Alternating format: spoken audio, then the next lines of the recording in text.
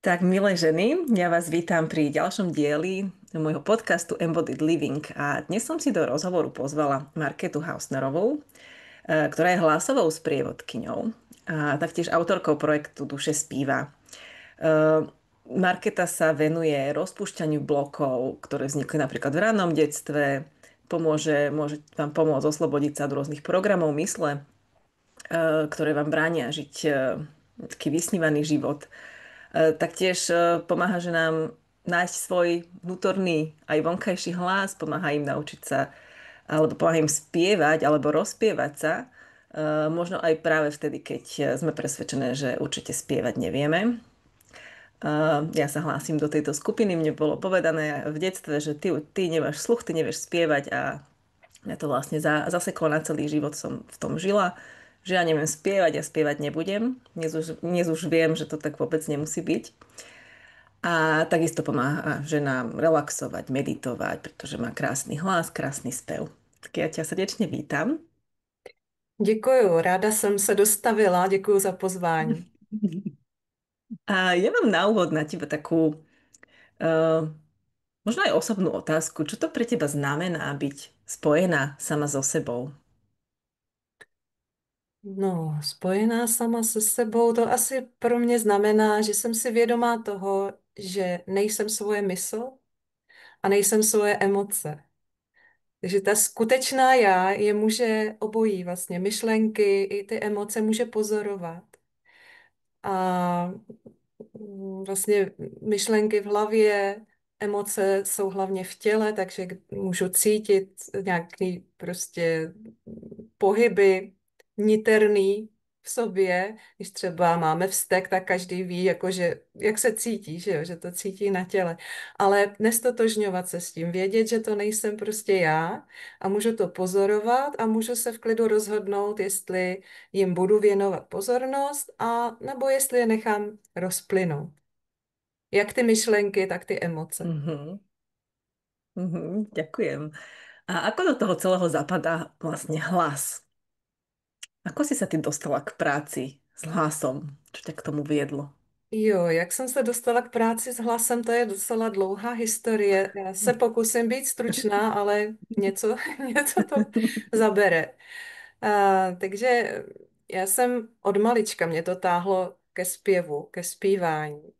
Ale vyrůstala jsem v prostředí samých kritiků, ať už jde o moje rodiče, sourozence, nebo pak mě vybrali do sboru pěveckého a tam ty sbormistři taky, to je prostě tam byla taková hierarchie, já nevím, jestli to někdo ještě zná, byl to sbor Bambíny di Praga, který už teď není, ale kdysi byl jako hodně takový vyhlášený, jezdil do zahraničí a tak.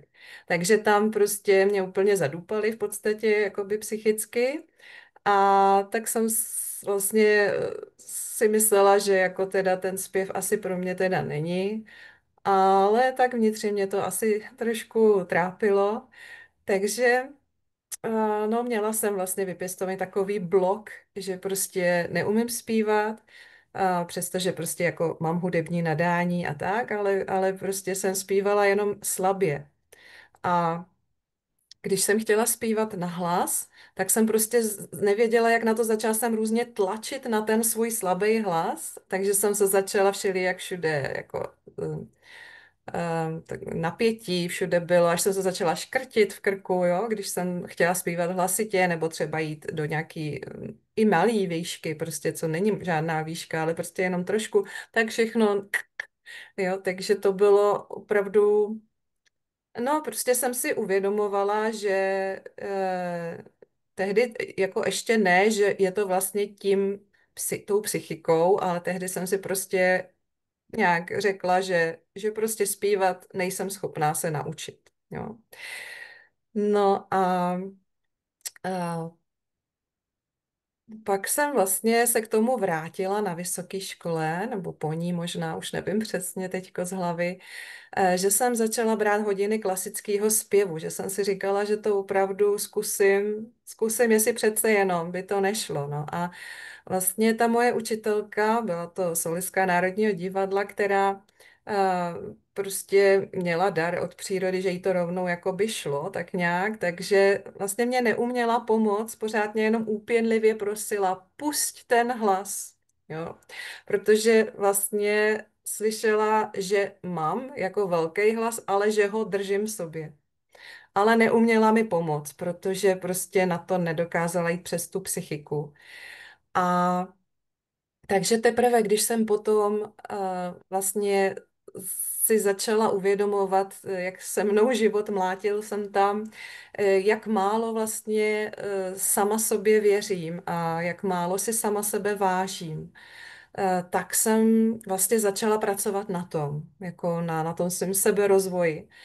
A časem, když teda se mi podařilo už se někam dostat, trošku jakoby už ne mínus sebevědomí, ale aspoň 0 nebo 1, 2, tak jsem se potom setkala s úžasnou metodou Complete Vocal Technique, kterou vlastně provozuje taková zpěvačko vědkyně v Kodani.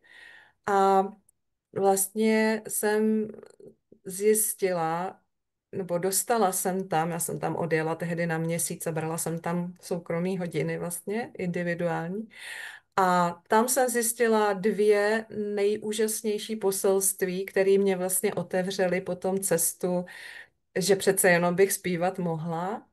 A to první bylo, eh, že já jsem ten, kdo rozhoduje o tom, když něco zaspíval, jestli je to tak, jak to chtěl, jestli je to tak, jak to má být, anebo ne.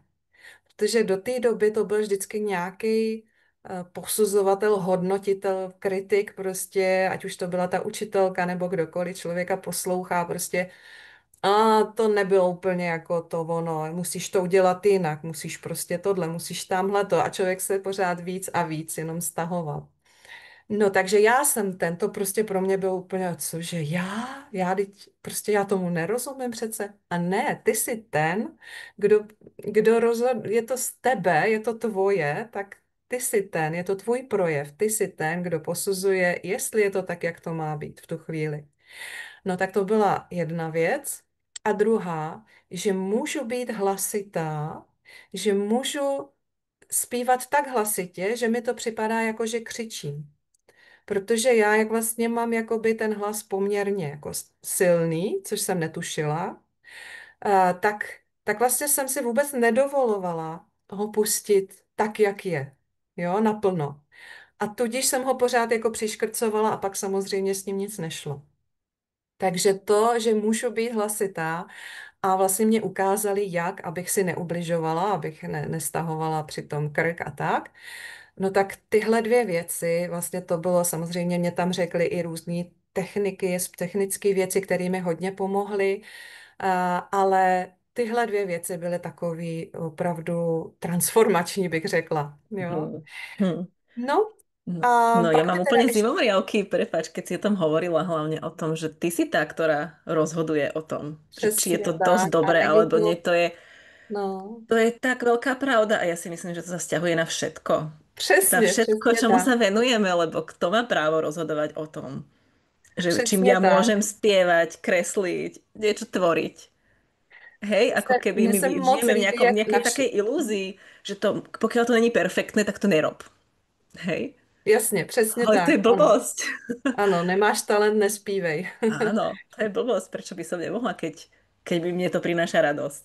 Přesně tak. Mně se moc líbí, jak tady v těch kreativních vlastně oblastech, jako je zpívání, malování, tanec, jak se tam krásně zviditelňuje všechno v našem životě, že to vlastně je takový zrcadlo. A zároveň vlastně je to oboustranný, že můžeme zase touhle kreativní činností si vlastně ten život pěkně utvářet nakonec podle sebe. K tomu se asi dostaneme ještě později, jak, Mhm, jak přesně. No já bych to jenom dokončila. Eh, takže potom, vlastně, když jsem se vrátila z té Kodaně, tak jsem měla všechno, co jsem potřebovala, ale trvalo mi ještě léta, než jsem se úplně uvolnila do té pozice solistky, že prostě já opravdu si dovolím nebát se vystupovat sama, takže nejdřív jsem vystupovala ve sboru, jenom tu a tam jsem něco zaspívala, nějaký solo. Potom jsem si založila kapelu swingovou a teď vlastně, když jsem se vrhla před časem, ne tak dávným, na volnou nohu, na samostatnou vlastně na podnikání tady v té oblasti, tak vlastně teprve teď přivedly mě k tomu i tibetský mísy, se kterými jsem si začala zpívat jakoby volně, ne nějaký písničky daný, což opravdu uvolňuje velmi a já to používám hodně, vlastně je to gro toho, jak pracujeme s tím hlasem, takzvaný intuitivní zpěv, to znamená, že nespívám nějakou danou písničku, ale to, co ze mě prostě samospádem jde a je to úžasně uvolňující, osvobozující. Tam právě absolutně nemůže nikdo říct, že je to špatně, protože prostě je to něco, co neexistovalo a to zaspívám a už to zase neexistuje, ale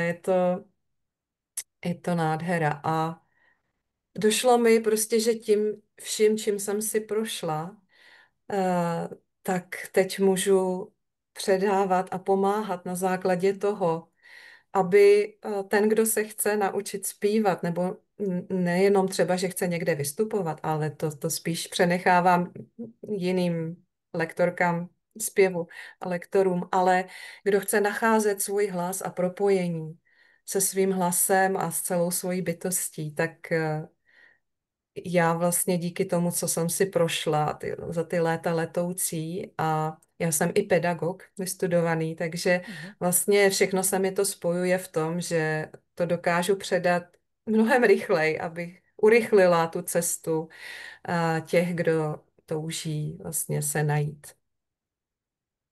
To je krásne. Veľmi sa mi páči, ako si hovorila o intuitívnom speve, pretože ja sa tiež v mojej práci venujem práve intuitívnemu pohybu, čo je presne, myslím si, Mhm, ten istý princíp, že to telo mhm, sa chce hýbať a jasně. nemusí ísť o nejaký, môže to byť aj intuitívny tanec, aj intuitívny pohyb, len tak sama so sebou, s tým, čo práve teraz cítim, s tou emóciou, vnemom Mhm, vnútorným, že počúvam samu seba a dovolím to telo, aby sa vyjadrilo, ako potrebuje, bez toho, že by ma niekto posudzoval, odsudzoval, kontroloval, ako to má vyzerať, takže naozaj je v tom veľká sloboda. A myslím si, že aj v tom nachádzaní svojho hlasu je tam skrytá taká sila, nie? V tom našom hlase. to je a veliká, protože tam vlastně, když dovolíme, a ten intuitivní zpěv to hodně vlastně otvírá, když prostě se ponoříme a opravdu zpíváme. A nemusí to být ze srdce, vlastně může to být z různých jiných částí těla. A každá vlastně má něco do sebe. Jo, takže jinak vlastně zpíváme třeba v oblasti pánevního dna, z bříška, ze srdce, nebo asi ještě solár taky je, ten je Mhm. mocný, ten je vlastně o tom, jak se tady projevujeme v tom světě, jestli si dovolujeme zářit. Srdce a v krku vlastně máme komunikaci, tvořivost, jo, ochotu se projevit taková, jaká jsem. Takže tam to hodně bývá uzavřené a já sama ještě pořád, i když už to mám hodně otevřené, tak ještě vím, že pořád ještě mám co otvírat, že to bude ještě úžasnější. Mhm. Áno, keď hovoríš o tom otváraní sa, tak určite sa stretávaš pri svojej práci so ženami, keď za tebou prichádzajú možno aj v súvislosti s tým, že buď chcú, si mi predtým spomínala, že buď chcú spievať, alebo a pritom sa objaví, častokrát vyplynú na povrch nejaké bloky, ktoré sú Mhm. tam. Aké bloky to najčastejšie bývajú? No tak na povrchu to je jako, že se člověk stydí a protože si říká, co tomu řeknou ty druhý. A bojí, protože vlastně máme toho kritika, jsme si zvnitřnili a vlastně už sami sebe jakoby kritizujeme, odsuzujeme a bojíme se vlastně nechceme se odsuzovat, že jo, tak radši jakoby tomu i bráníme. No a na hluboký úrovni to je prostě tak, že si uvědomujeme, že hlas, že my si v běžném životě si nasazujeme všelijaký masky a víme ale, že ten hlas nás vždycky může prozradit, že ten se těžko ovládá a víme, že se v něm prostě projevujeme takový třeba i jaký opravdu jsme, když bychom ho pustili, tak takový, jaký je.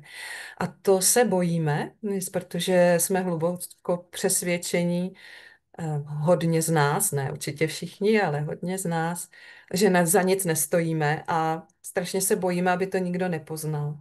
Takže vlastně podvědomně ten svůj opravdový hlas, ten nádherný, plný hlas, a celoživotně korigujeme, potlačujeme, umenšujeme, aby prostě nikdo nepoznal, jaký opravdu jsme, ale jakoby to pořád mluvím z té pozice mysli, protože my skuteční jsme nádherný a ten hlas nemá jinou šanci, než to zobrazit, když mu to dovolíme. Mhm.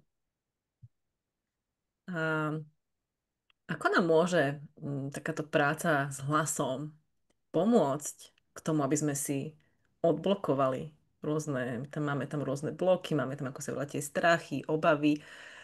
Ja to vnímam, že sa to môže prejavovať napríklad aj v strachu z vystupovania, v strachu z natáčania videí a pre tie z nás, ktoré podnikajú same na seba a potrebujeme byť vidieť, tak že aj sem sa to ako keby prenáša ten strach byť vidieť, strach byť videná, počutá, taká, aká som. Hej, ako môže to mať podľa mňa až akože rôzne úrovne, nás to môže ovplyvňovať, môže nás to ovplyvňovať podľa mňa aj v partnerskom vzťahu, že si nevieme povedať to svoje, hej, že mlčíme, prehltáme niečo, potom nám vznikajú. Ja som celý život mávala problémy s hrdlom. Zápaly hrdla, to bolo moje, akože, keď som ochorela, to bol zápal hrdla. A Mhm. odkedy som akože, ja som sa aktívne nevenovala niečomu, čo ty robíš, že by som išla za niekým, že mám problém s hlasom alebo chcem spievať, ale chodila som na ženské kruhy, robila som si také akože, tou cestou toho rozvoja ženstva môjho a v rámci toho boli rôzne príležitosti, kedy sme v rámci tej skupiny ženskej mali povedzme kričať alebo hej sa nejako prejavovať a mne sa vďaka tomu to podarilo ako keby odblokovať a Mhm. mne sa s tým ako keby odblokoval aj ten strach takto hovoriť na verejnosti, že si zapnem kameru, rozprávam. Nemám s tým vôbec problém, predtým som to predýchávala, neviem, čo som akože predtým, aké procedúry robila, aby som išla stlačiť to tlačítko, že nahrávať, tak úplne som proste bola celá spotená a teraz tam ako keby úplne tam vnímam tú paralelu, ako mi to celé sa odblokovalo a dokonca som sa pristila pri tom, že si tak sama pre seba rada zaspievam čo predtým neexistovalo, ako, že v živote, lebo som teda, ja nemôžem spievať, ja nemám sluch, ale úplne zistujem, že presne ako si hovorila, že kto to posudzuje. No, že ako je tá kvalita môjho spevu, veď nejdem na spevackú súťaž, nejdem akože sa tým živiť, je to mne pre radosť. Takže naozaj tam vnímam ako keby celú tú škálu toho, ako nám to vie krásne pomôcť. A um, napadá ti ešte niečo k tomu, že ako čím sa stretávaš, že aké, povedzme, benefity majú klientky tvoje, keď spolupracujete na odblokovaní alebo jednoducho pri tej práci Mhm. s hlasom? No, tak tam je vlastně to, že to je i vědecky dokázáno. Já jsem shromáždila i různý vědecký podklady a dala jsem to do takového e-booku krátkého, kde vlastně je prostě vědecky potvrzeno, že zpívání a používání hlasu jako volný anebo zpívání, tak má spoustu i zdravotních dopadů.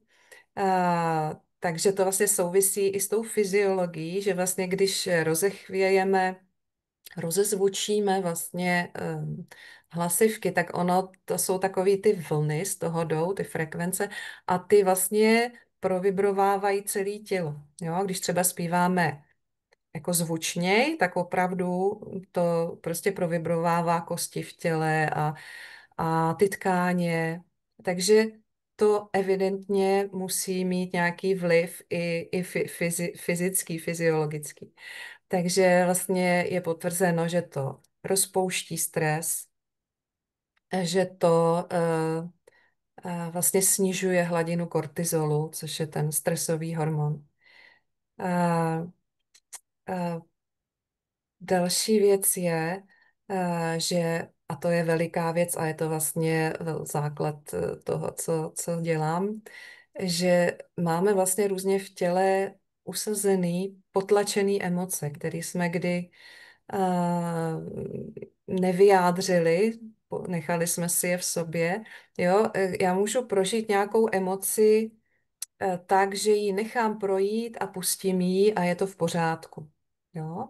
Ale pokud já si nedovolím ji projevit z nějakého důvodu, ne, mám pocit, že bych někomu třeba ublížila, nebo že bych sobě ublížila, když bych třeba vlepila šéfovi facku nebo tak, tak si to prostě v sobě jakoby zarazím a ono to prostě někde v tom těle jakoby zůstává.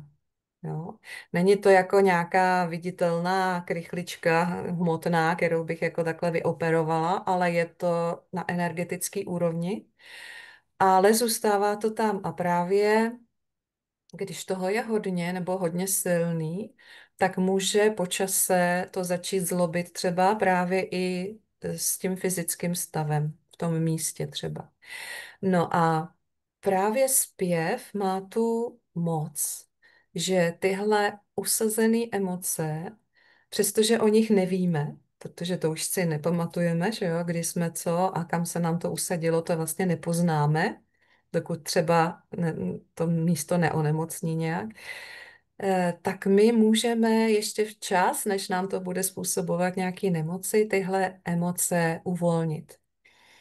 A to je právě skrze ten hlas, který buď můžeme, pokud víme, kam chceme ho posílat, tak ho tam můžeme posílat, anebo vůbec nemusíme vědět a jenom vlastně tady přichází ke slovu ten intuitivní zpěv, protože když to předáme intuici, když se necháme vést tím vlastně vědomím naším, ne podvědomím a ani myslí, ale vědomím, tak ono ví, co máme zpívat, jak to máme zpívat, kam s tím hlasem máme jít, nahoru, dolů, jakou barvu máme použít na to zpívání, aby se právě přesně tyhle emoce rozpustily. Takže vlastně takhle se dají rozpouštět nejenom taková psychohygiena každodenní, nebo prostě když máme čas, že si můžeme takhle zaspívat, když jsme někde sami, aby jsme se uvolnili a vyspívat třeba i konkrétně nějakou emoci, kterou víme, že jsme potlačili. Jo? Třeba s tím šéfem vím, přijdu domů a nebudu prostě řvát na rodinu, ale někde se zavřu a prostě z plna hrdla si zaspívám a vyspívám to všechno prostě ven. Jo? Ono samozřejmě funguje, i kdybych jako třeba to vykřičela nebo něco. Ale ten zpěv je ještě takový ještě trochu jiný, že ono se to totiž postupně, jak zpívám, tak nejdřív vyspívávám ten vztek a postupně vlastně se to přetváří, až začnu vlastně zpívat už jakoby nějaký ten klid a, a tím si ho vlastně do toho těla usazuju. No. No, taky když zpíváme tím intuitivním zpěvem, tak ten vlastně nás vede úplně přirozeně k tomu vnímat jak svoje tělo, tak vlastně se jakoby uvnitřnit přitom. Jo, že už přitom nemůžu intuitivně zpívat a přitom přemýšlet, co budu dělat k večeři. Jo, to prostě, to asi máš to samý s tím intuitivním tancem. Víš, že prostě, když se do něj ponoříš, tak prostě nemůžeš myslet Áno. na něco jiného. Mhm, mhm. Áno, No. ja tam vidím krásnu paralelu. Ja čomu sa venujem, nie je vyslovene intuitívny tanec, volám to intuitívny pohyb, pretože Mhm, sa ako keby netancujeme do hudby, ale mhm, skôr sme viac uzemnené, že odporúčam, že mhm, nám začať na štyroch, že byť čo najviac pri zemi a jedným z tých prvkov intuitívneho pohybu je práve zvuk. mhm, Čo ja stále hovorím, ale ženy si ho nie často si to dovolíme práve ten mhm, zvuk.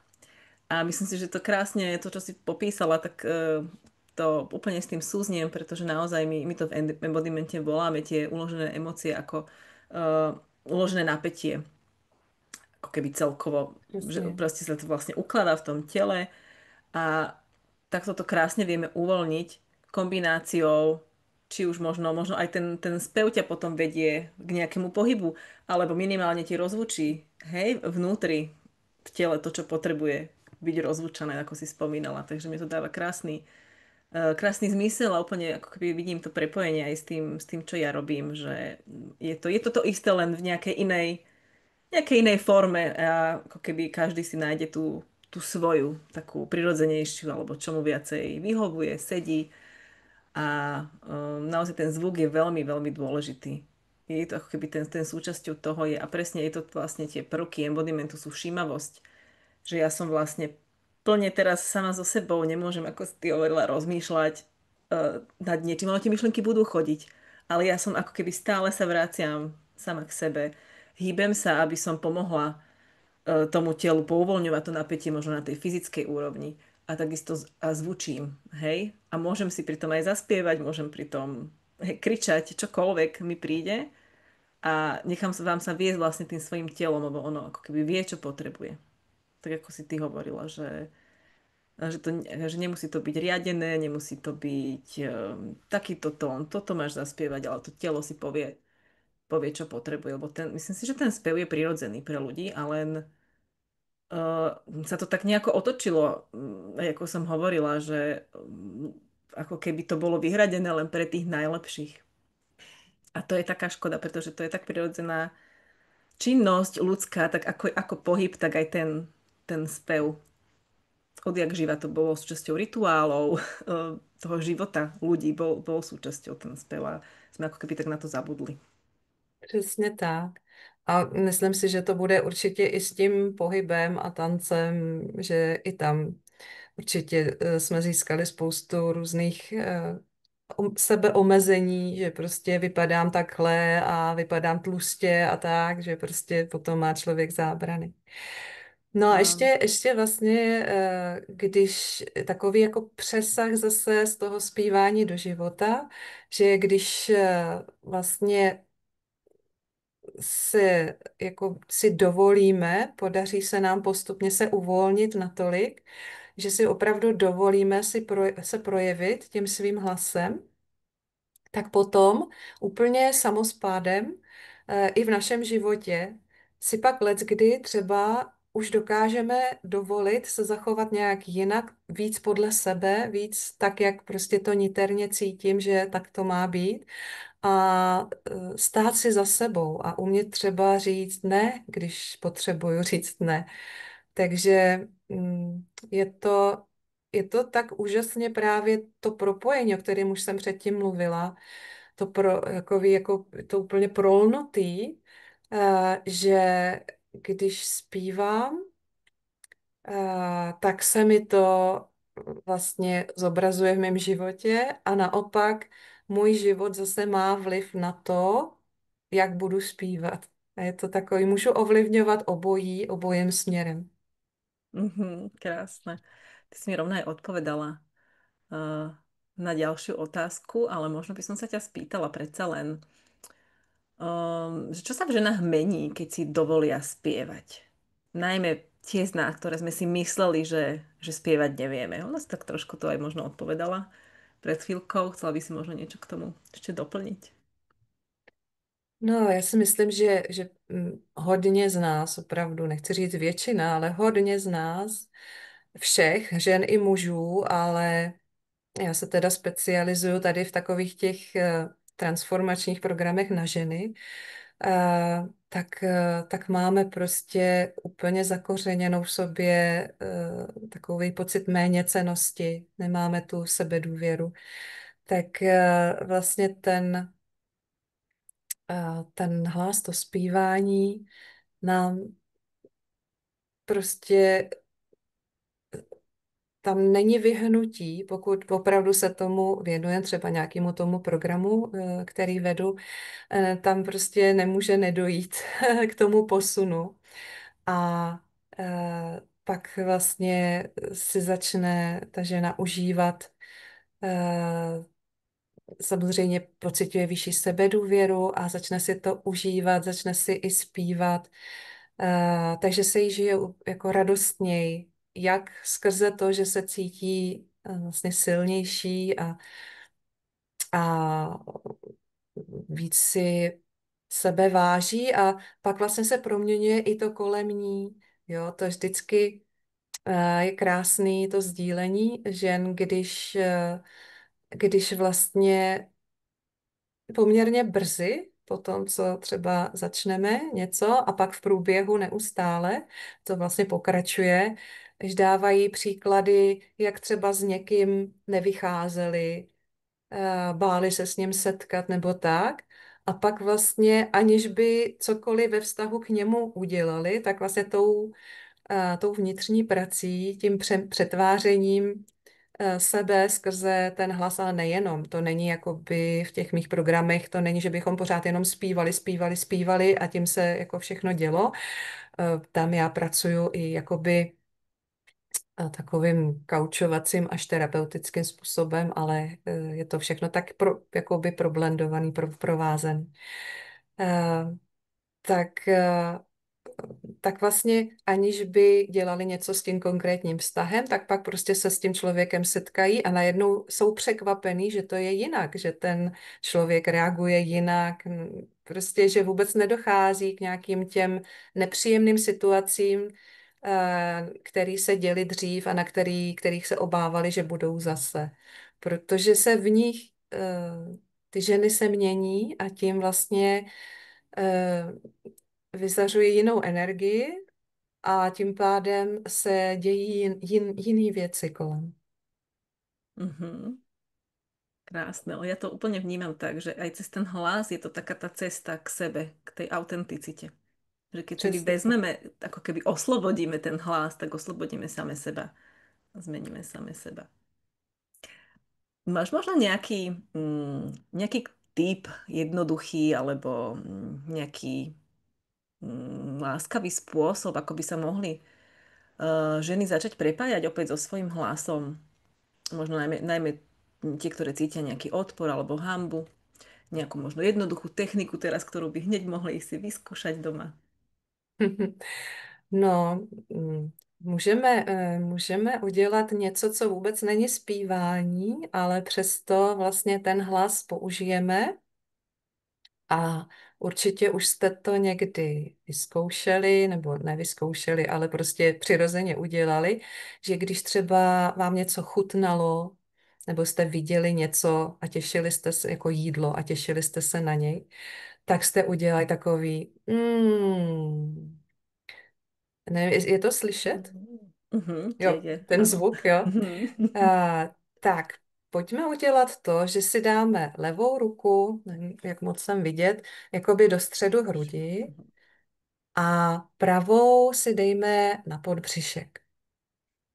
A můžeme si zavřít oči a teď chvilku jenom pozoruj svůj dech. Nemusíš ho nijak měnit, jenom si uvědom, jak dýcháš.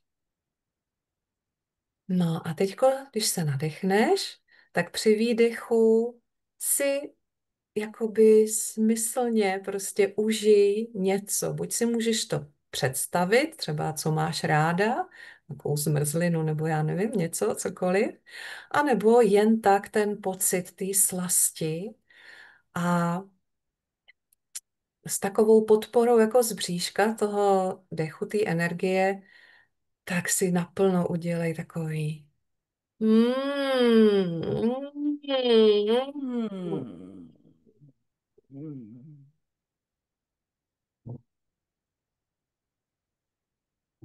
A když cítíš, že už by ti docházel dech, tak prostě se nadechni znovu a znova si užívej. Důležitý je tady u toho opravdu se do toho opravdu ponořit, jakože si užívám, že si to dovoluju a prožívám tu slast.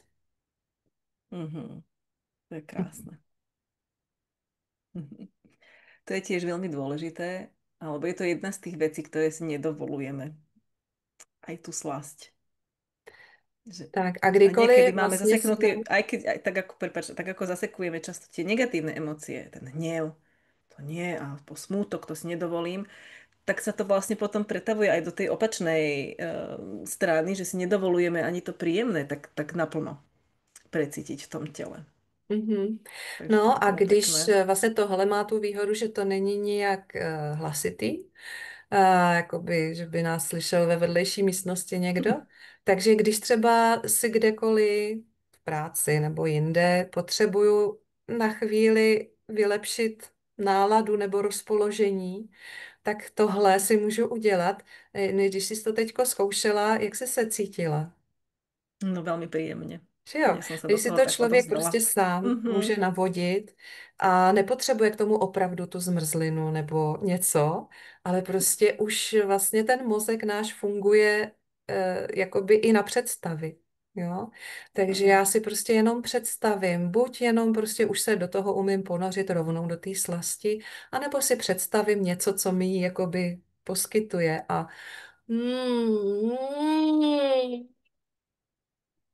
a užiju si to a jenom ještě nesmím se bát, jakoby i dovolit obličeji, aby vyjadřoval slast, protože jsme zvyklí i stahovat obličej.